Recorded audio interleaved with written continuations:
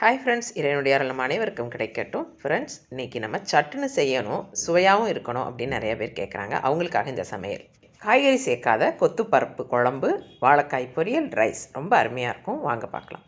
வாழைக்காயை பொரிக்கிறதுக்கு முன்னாடி நம்ம இந்த மாதிரி தண்ணியில் வேக வச்சு எடுத்துக்கிறணும். ஒரு 5 நிமிஷம் நம்ம தண்ணியில் வேக வச்சுட்டு ஒரு நைஃப் வச்சு நம்ம குத்தி பார்க்கும்போது நல்லா நைஃப் உள்ளே இறங்கும். அந்த மாதிரி இருக்க சமயத்தில் அதை எடுத்துகிட்டு தோல் உரித்து கட் பண்ணி எடுத்துக்கிறோம். இப்போ நம்ம வாழைக்காயை நல்லா மொறுன்னு ஃப்ரை பண்ண போகிறோம்.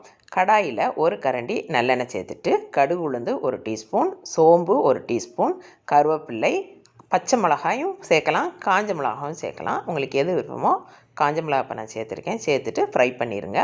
இப்போ வேக வச்சு எடுத்த அந்த வாழைக்காயை குட்டி குட்டி பீசஸாக போட்டு வச்சுருக்கு. அந்த பீசஸை நம்ம ஆயிலில் சேர்த்துட்டு கொஞ்சம் பெரட்டி விட்டுரு, ஒரு மிக்ஸ் பண்ணி விட்டுக்கலாம். இப்போ தேவையான அளவு உப்பு சேர்த்துட்டு 1/2 டீஸ்பூன் மிளகாய்த்தூள், கொஞ்சம் பெருங்காயம் சேர்த்து நல்லா மீடியம் ஃப்ளேமில் வச்சுட்டு நல்லா முருக விடுங்க. முருகல் ஆன பிறகு தான் நமக்கு அது ருசியாக இருக்கும், நல்லா சுவையாக கொடுக்கும். பாருங்கள், இப்போ ஓரளவுக்கு நல்லா முருகிடுச்சு. இன்னும் கொஞ்சம் நேரம் பெரட்டி விட்டு நமக்கு ரெடி ஆயிரும். வாழைக்காய் நம்ம ஏற்கனவே வேக வச்சு எடுத்துருக்கோம். ரொம்ப வேக வச்சிடக்கூடாது, ஒரு அளவாக வேக வைக்கணும். அப்போ தான் நல்லா கிறிஸ்பியாக வரும். இப்போ பாருங்கள், நல்ல கிறிஸ்பியான வாழைக்காய் பொரியல் ரெடி. இப்போ நம்ம கொத்து பருப்பு குழம்பு காய்கறி இல்லாமல் எப்படி பண்ணுறதுன்னு பார்க்கலாம். ஒரு 1/2 டம்ளர் பருப்பு எடுத்து குக்கரில் வேக வைக்கிறதுக்கு நல்லா கழுவி எடுத்துக்கிட்டேன். இதில் தண்ணி ஊற்றியாச்சு. அது கூட தக்காளியும் நம்ம ஒரு தக்காளியை சேர்த்தே வேக வச்சிடலாம், நமக்கு ஈஸியாக இருக்கும் வேலை. இப்போ துவரம் பருப்புக்கு மேலே இருக்க அளவு தண்ணி வச்சு க்ளோஸ் பண்ணியாச்சு. 4 விசில் வந்தவொடனே ஆஃப் பண்ணிடுறோம். இப்போ அதோடைய ஆவி அடங்கின பிறகு நம்ம ஓப்பன் பண்ணுறோம். அருமையாக பருப்பும் தக்காளியும் வெந்துருச்சு. நம்ம ஒரு பக்கம் வாழைக்காயை தண்ணியில் வேக வைக்கும் போதே இன்னொரு பக்கம் குக்கரில் பருப்பை வேக வச்சு எடுத்துடலாம். அந்த மாதிரி நம்ம சமைக்கும் போது நமக்கு டைம் மிச்சமாகும். இப்போ நம்ம கொத்து பருப்பை தாளிக்க போகிறோம். கடாயில் ஒரு கரண்டி ஆயில், கடுகு உளுந்து தாளிச்சிட்டு ஒரு வெங்காயம் தாளிச்சிருக்கோம். அது கூட பச்சை மிளகா, காஞ்ச மிளகா 2 சேர்த்து கருவேப்பிலை சேர்த்து நல்லா வதக்கிடணும்.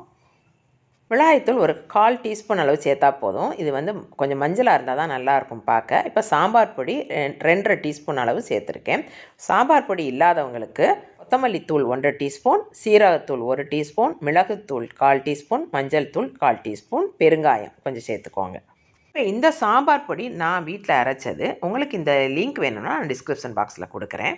இப்போ நம்ம சாம்பார் பொடி சேர்த்த பிறகு தண்ணி விட்டு கொஞ்சம் நல்லா கொதிக்க விட்ட பிறகு தான் நம்ம பருப்பை சேர்க்கணும். பருப்பை முன்னாடி நம்ம சேர்க்கக்கூடாது, கடைசியாக தான் பருப்பை நம்ம சேர்த்துருக்கோம். வேக வச்ச பருப்பை சேர்த்துட்டு மீடியம் ஃப்ளேமில் வச்சுட்டு கொஞ்சம் மூடி வச்சு எடுங்க. பாருங்கள், நல்ல எண்ணெய் விட்டு அருமையான கொத்து பருப்பு ரெடி ஆயிடுச்சு. சாதத்துக்கும் இந்த கொத்து பருப்பானம் ரொம்ப நல்லாயிருக்கும், சப்பாத்திக்கும் நல்லாயிருக்கும். இதை கொத்து பருப்பானம்னு சொல்லுவாங்க, கொத்து பருப்பு குழம்புன்னு சொல்லுவாங்க. வாழைக்காய் பொரியல், கொத்து பருப்பானம், சாதம் ரொம்ப அருமையான காம்பினேஷன். இதே மாதிரி செஞ்சு பாருங்கள். நெக்ஸ்ட்டு ஒரு நல்ல ரெசிபியோடு மீட் பண்ணுறேன். தேங்க்யூ.